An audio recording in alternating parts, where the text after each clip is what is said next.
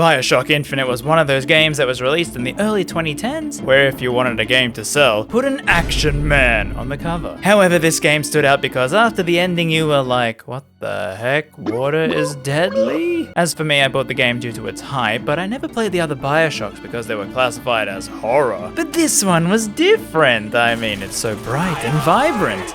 So it starts out in 1912 America, where our main character Booker DeWitt is taken on a little boating trip with his dripped out couple who are odd. Believe in the exercise. The rowing? No. Imagine that's wonderful exercise. While we look into our box to see a gun and a very cute girl. He's not moving. He will, eventually. I suppose he does. No, I don't want to. So he heads into the lighthouse where contextual clues says that Booker is badly in debt, and we have to bring this girl in the photo to call it off. And in the lighthouse we see a wash basin. I tell him to clean up as he just finished playing League of Legends.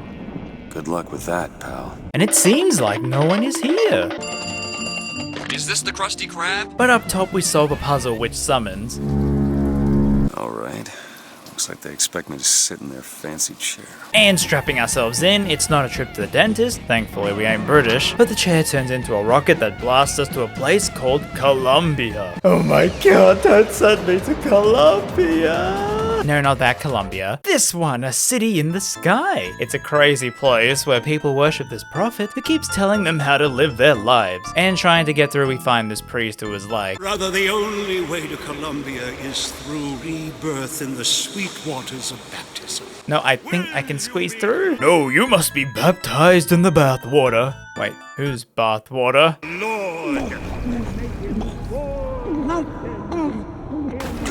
Dude, give me a warning before you. That idiot priest needs to learn the difference between baptizing a man and drowning one. And so we wander the streets of Colombia and try to find this girl. If I could just get Our past. prophet fills our lungs with water, so they may better love the air.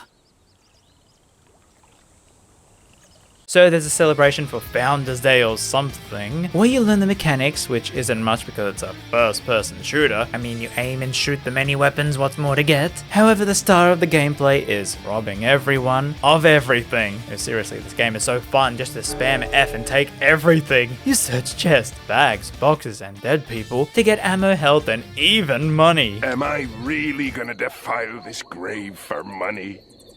Of course I am! The sound effect of grabbing things is so nice, I swear. I don't even know what I'm grabbing, but it gets that dopamine hit. I mean, it makes sense because Booker needs the money. He will take any coin laying about. So the city is clearly from 1912, but has some form of technology. I mean, how else can they fly? They have things like a Vox phone. It's a voxophone. What's a voxophone? Exactly that!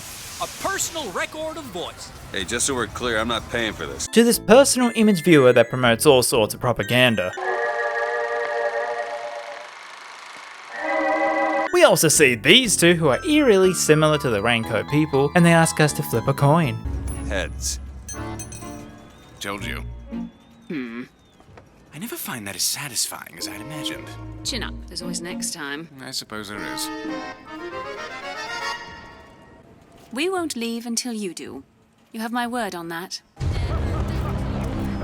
But yeah, this place run by the prophet Zachary Comstock has turned it into a cult with so much propaganda, and yeah, how about I throw the baseball at your face? We've got to do something about... Wait! It's him! Now, where'd you get that brand, boy? Don't you know that makes you the backstabbing snake in the grass false shepherd? And we ain't letting no false shepherd into our flock. Show them what we got planned, boys!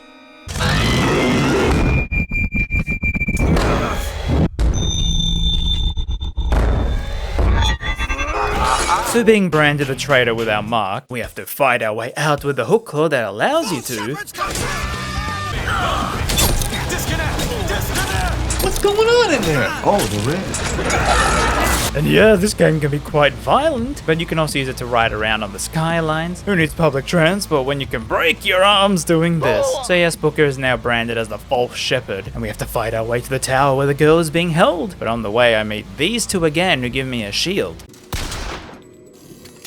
You'll find the going tough enough without squandering your friends. Or your ammunition. Missed. Missed again. 4 out of 5. Another miss. And a miss. We can afford to do this all day. The question is, can you? Well, in addition to the sick gunplay, you also get Vigors, which are these Call of Duty zombie-looking drinks that give Booker different powers like launching people in the air, pushing them off, sending crows to distract people, but easily my favorite, Possession, which controls one enemy for a time and you don't have to worry about them afterwards because they finish the job for you. They use up salts, which is your magic bar, and you get gears you can find to equip to give you different bonuses, like here I had one that adds fire to punches, and oh, this game is graphic. Oh, wait, now I can't loot the body. Well, to find the girl named Elizabeth, we have to enter her tower, which has a huge generator at the bottom. And in her rooms, we see a one-way mirror where Comstock and the scientist observed what she did every day. And we see Elizabeth, who is fairly normal at, oh god, what are you doing?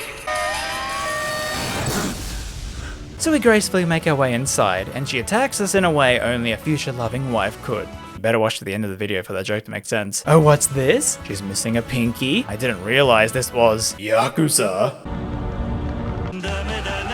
However, this robot statue plays a tune and Elizabeth's boyfriend comes a-knocking. Yes, she has a boyfriend. And yes, it's a frickin' giant Birdman! Overprotective much? However, water equals bad for Birdman as he fails to catch us after we crash into the water during a really fun roller coaster.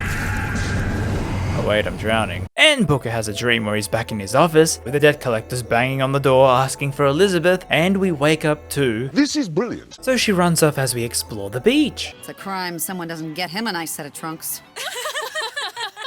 Well, we tempt Elizabeth away by telling her we can take her to Paris. Girls seem to really love Paris. I don't know why. I heard it's full of rats. But cool! And the game gives a funny hint that since she follows you around, you might be worried because other games always try to make you protect that kind of character. But no, you don't need to protect her in combat. You don't need to protect her in combat! So we make our way to the airship, seeing Elizabeth's lockpicking skills in action. What are you doing? You're a roguish type. What does it look like? Stop right there, criminal scum! And she has so much of this knowledge because, I mean, what else are you meant to do in that tower apart from reading books? And the best thing about her in the gameplay is that she also caught your bug of picking everything up and will toss you health, salts, ammo, and even money. Take it. And in this downtime, you see how adorable of a character she is, especially with the AI. Like you run into a smelly bathroom, she holds her nose. Or near smokers, she coughs up a storm. Or walk into the girls' bathroom. Trying to get us both arrested? Only if you want to. But all this wandering around is not good. I mean, Elizabeth is Comstock's daughter. His dead wife owns that airship we're trying to get on. We can't really sneak around. Also, there's a giant AD branded on our hand that doesn't help. Sorry about the wait! Ah! Get away from me! I got stabbed in the hand. What else was I meant to do? And Elizabeth runs off, not used to us just doom slaying. We catch up and explain how many people are gonna try and grab her back, but we will protect her with our life. And she helps us by wrapping a bandage around her hand. Yeah, that's totally gonna help a stab wound. So to another area for some more casual banter. Mr. DeWitt, is there a woman in your life? That depends. She died. How? Giving birth. Oh. You have a child? No. And we see things like merch of her overprotective boyfriend, who I learned from optional Vox phone recordings that it's an experiment fusing man and machine, which is kinda horrifying with the sounds it makes. But what's even more horrifying is this. She's lever action, but that lever sure works. Well, we can't summon the airship without the electrifying figure, which begins the many times the game will roadblock us and we have to wander around to find something to get us through the next part. Don't worry though, you have a button that tells you where to go, and it takes us to this elevator and oh god, is the songbird back? No, silly, it's just the Unreal Engine on PC. You know, the thing that never lets me seem to run games well on PC. Yes, it's back again, and especially in elevators. It lags loading the new area, plus you have Elizabeth and her glitches. But the game also has other little problems, like Booker really likes to get stuck on the corner of buildings, or me just easily glitching out of bounds, or even you just scrolling the mouse wheel. Booker swaps the weapons in such a way that he slants while walking. It's very funny to do randomly. Also, yeah, you can only carry 2 weapons at once, but you can still pick up ammo for all the guns. However, you have to find that weapon in the environment to swap it out. But it was cool how in this part I found the shotgun again and thought I should try it, but it did less damage than the pistol, so I wandered all the ways back, and the pistol was still there, not despawned at all. And while we fix the elevator, a bee appears, and Elizabeth freaks out that, oh god, it's just a bee, no need to open a portal! Well, these are tears, and Elizabeth can use them to open a window into the other universes. Yeah, I bet you didn't expect to see sci-fi in this game. That's her power and why she was being tested on in that tower. So the two find an exhibit and fight our way through, where we learn that Booker fought in this battle called the Wounded Knee, where he did atrocious things, but doesn't want to talk about it with Elizabeth. And further in we find Comstock's shrine, where we learn that he wants Elizabeth to take over his cult after he dies. I can't. He wants you to follow in his footsteps. Well, I want a puppy, but that doesn't mean I'm gonna get one. Editor, give her a puppy. You got it, boss. Well, we fight more enemies and you learn that there isn't much variety to them. It's just the usual humans, mech humans, and robot presidents, but that's about it. Oh, and these crow men. You're not the Booker DeWitt I remember! Tin Man! Tin! So we get the shock figure and arrive on the airship, aiming to take it to Paris. However, Elizabeth is book smart and knows that these ain't the coordinates for Paris. That's New York! You're taking me to the debt collectors. I mean, Elizabeth, either way, you're gonna see rats. I owed money, and there's a fellow who... He offered to wipe away my debt in exchange for you. She's going through so many emotions right there, and we try to comfort her, but she bonks us. And when we wake up, we see that she's gone, and now the ship has been taken over by the rebel group, the Vox, with their leader, Daisy Fitzroy, who then proceeds to bonk us again. Then they say, okay, we can give you the airship if you help us get weapons to fight the cult, and nicely let us out. So now we have to find Elizabeth and the weapons. Looking for trouble because I'm more than happy to be of service. We have to work 16. I'll count to 3. 1, 2. So Elizabeth eventually saves us with her tears, as she can use it to call upon things into this world like a machine gun or a health pack, and we agree to be partners to help get the ship, meaning we have to bring the Vox their weapons from the gunsmith, Chen Lin. Also, I found this so adorable how Elizabeth is still mad at us. Her model now pouts all the time.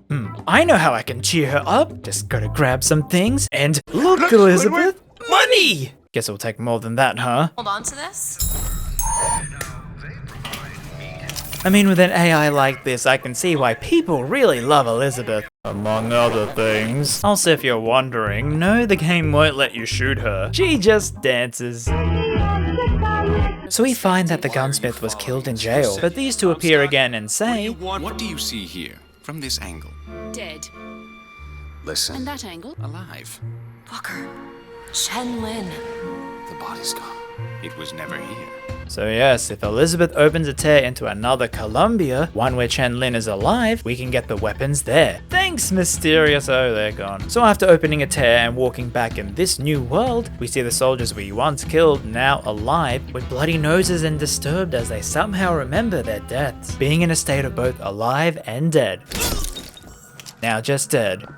So at Chen Lin's house, he is alive but with a bloody nose and isn't acting normally, while his wife says maybe finding his tools might snap him out of it. So yes, more backtracking we go. You must think me some sort of freak. A girl who can bring dead men back to life, whose only acquaintance is a giant bird creature. It must seem ridiculous. Yeah, that second part is kinda weird, not gonna lie. God, Elizabeth, why are you smelling the urinal? Hey, where are you going?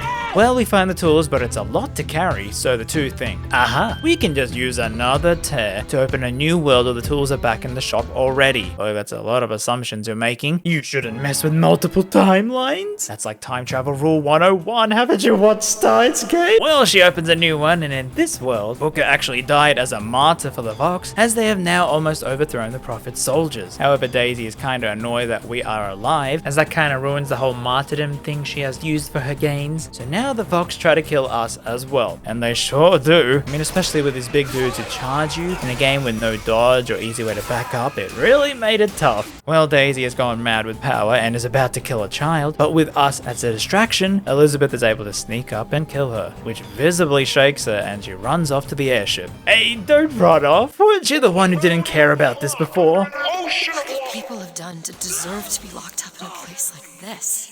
Well, we set coordinates for Paris as we ain't gonna trick the waifu now, and she reappears doing the whole I cut my hair to signify I moved on thing, and wears her mother's dress and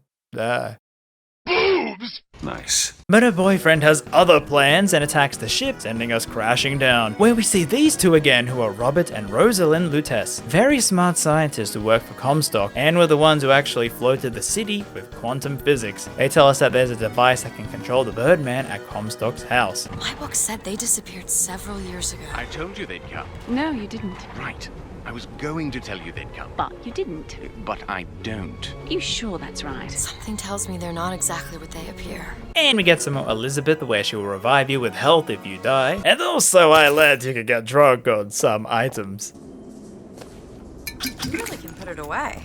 We also get a run-in with the Birdman, where you can tell the game really wanted to show you off the first-person human interaction. Promise me that if it comes to it, you will not let him take me back. So we arrive at the house, but need the mother's hand to scan in, and conveniently her dead body is still preserved in the graveyard. But Comstock traps us with the machine to siphon energy from Elizabeth, and this somehow brings her mother back to life. Elizabeth, why is your mother a ghost?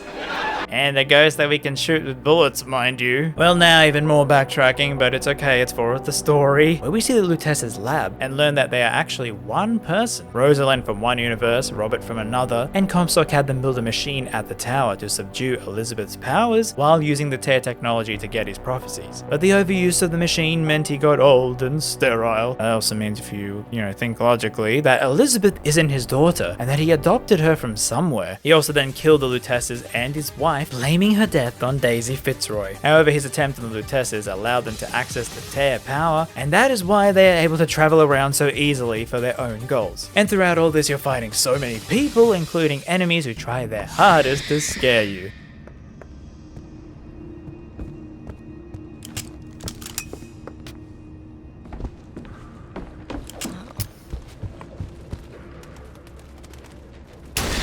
So we resolve the matters with the ghost, who turns out to be a mix of the mother's memories and Elizabeth's from the many timeline. It's a magical plot ghost, okay? And we are now about to reach Comstock's house, but the BF comes back, knocking us out, and Booker awakes to see that the debt collectors were the Luteces. And waking up, Harvey Birdman grabs Elizabeth, taking her back to the tower.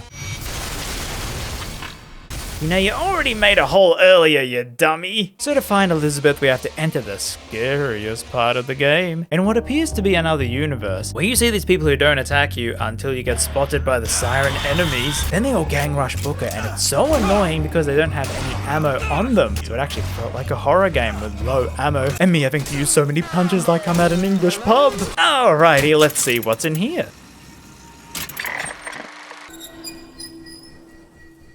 Okay, that's kinda creepy. Should be able to head downstairs and get to Elizabeth now. And through all this, you hear Elizabeth being tortured for what seems like years, and eventually you find her future self, who says she was tortured into being the next Comstock and waged war down below. Oh Lord, what now? She also says the only way to avoid this future is to control Birdman, and that this picture with a cage will be the key to it. Man, a cage? Yeah, I get the metaphor, Elizabeth trapped in a cage and all, but how is that gonna help us? So Booker is sent back to the normal time, where he sees Comstock torturing Elizabeth, subduing her powers and, floating in her. And as we stop the machine, Elizabeth can finally use her full potential, opening and creating worlds at her whim. Are you afraid of God? No. But I'm afraid of you.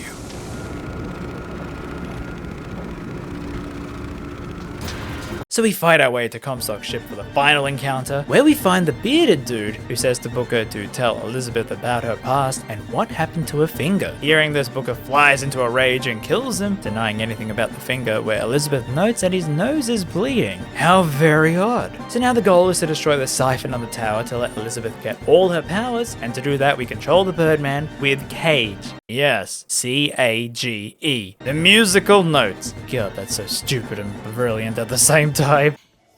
You seeing this nonsense, dude? I don't know. So we can use him to fight the Vox and destroy the tower. This, though, breaks the device we are using to control the Birdman, and he's about to attack. But Elizabeth opens a tear, transporting us three underwater, which kills the songbird. Yes, Clingy BF eliminated, and what the heck? An underwater city with... Big Daddy. Yeah, that's all I know about Bioshock 1. So this is a different universe, and if you play the other games, I'm guessing it's a big thing for you. City at the bottom of the ocean.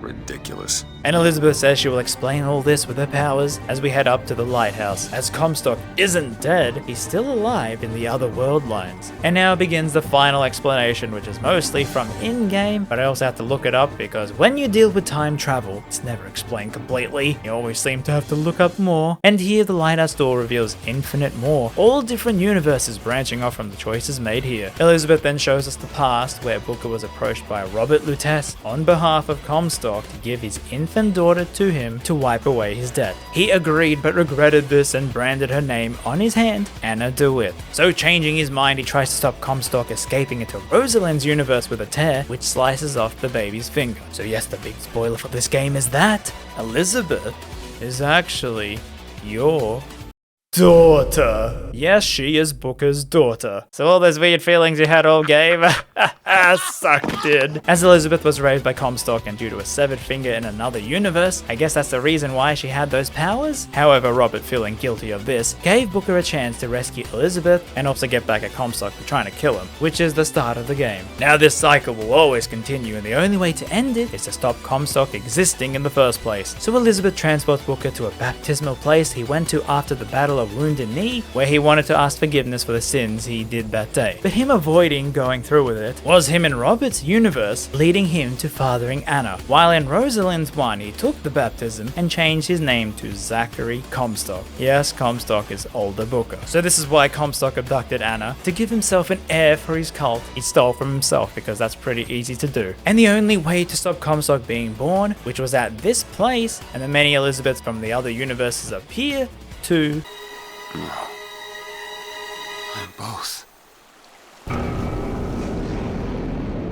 So they kill him to stop Comstock ever existing, ending the cycle with all the Elizabeths eventually disappearing, and the game ends. My head hurts. I have to lie down for a while. So yeah, most of this is explained in game, but you need to listen to a lot of optional dialogue, and I also only found that the Robert Rosalind thing was from researching online, so hopefully that will make sense as to why you were tricked into romantically thinking you were interested in Elizabeth, who turns out to be your daughter. Isn't time travel fun? So Bioshock Infinite at least stands out for being unique in a time where every game was starting to feel sameish by tucking in a time travel story that makes sense if you don't think about it too hard. While the gameplay was simple, it honestly wasn't the focus, I feel. It was the plot with its twists and turns. I mean, I still remember being shocked at this when I first played it, but I think next time we're gonna dial it back with something not time travel related. Hopefully. I mean, you never know. They always seem to sneak up on you. Game to sell, put an action man on the cover. However, this game stood out because after the ending you were like, what the